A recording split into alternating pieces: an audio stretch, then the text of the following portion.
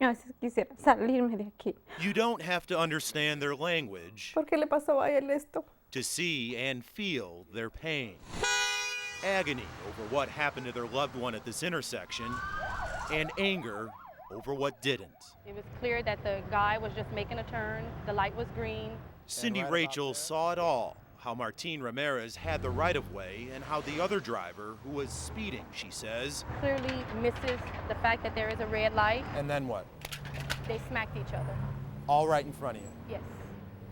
And you're thinking, Oh my God.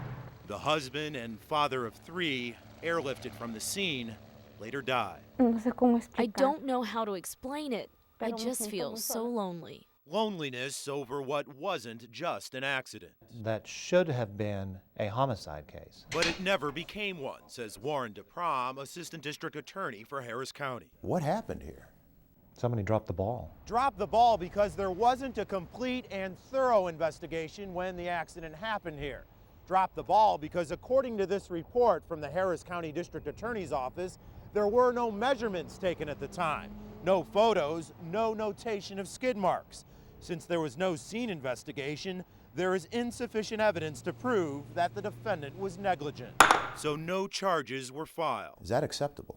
That's not acceptable. DeProm says proving that deadly crashes are in fact crimes requires scientific detective work It's a surveying mapping instrument, and high-tech equipment like at the Harris County Sheriff's Department, $8,000 or $9,000 a piece. where they have made the investment. You've got to have the tools and you've got to have the training to present expert testimony in court.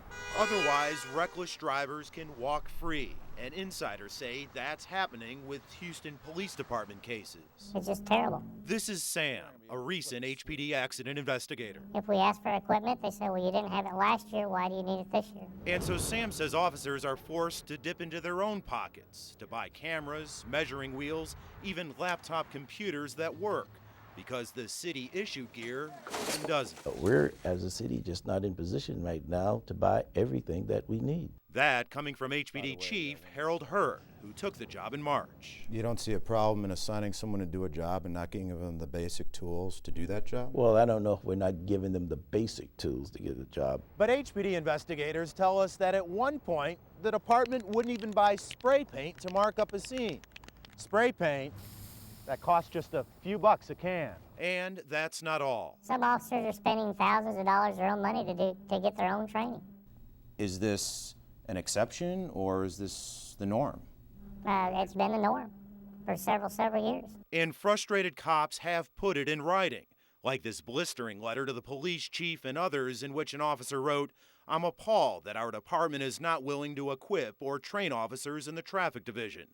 Proper fatality investigations should be one of the top priorities." It's very aggravating. It should aggravate anyone who drives Houston's roads, the prosecutor says, because if their loved one is killed, no one may be held accountable in court because HPD's investigations may not hold up at trial. It translates into people getting away with homicide. A city this size, this is the place that you can drive down the roadway probably and kill somebody and nothing happened to you. And the Ramirez family says they know. They're still waiting for a resolution, but without much hope. No se hace justicia. No se There's hace nada. no justice. There is nothing being done. We were waiting, hoping for an answer, because this was a crime.